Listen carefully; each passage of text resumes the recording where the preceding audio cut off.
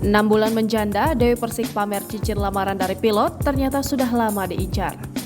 Belum genap setahun usai bercerai dengan Angga Wijaya, Dewi Persik sudah menemukan tambatan hati baru yang disebut-sebut berprofesi sebagai pilot.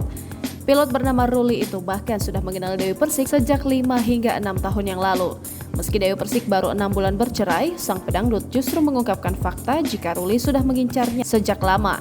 Namun sejak dulu Dewi Persik memang terbilang tak menggubrisnya.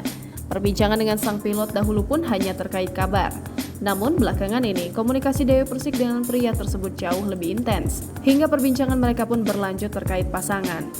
Sempat cuek dengan pendekatan yang dilakukan Ruli, Dewi Persik kini memutuskan untuk menerima lamaran sang pilot.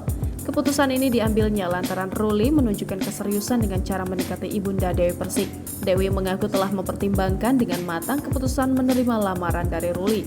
Tak sungkan menunjukkan hubungan barunya dengan Ruli, Dewi Persik pun tanpa ragu memamerkan cincin pemberian sang pilot yang kini tersemat di jarinya. Kabar ini secara otomatis menepis berita yang beredar soal kedekatan Dewi Persik dan Rian Ibram yang selama ini sama-sama menjadi host di acara Pagi-Pagi Ambyar.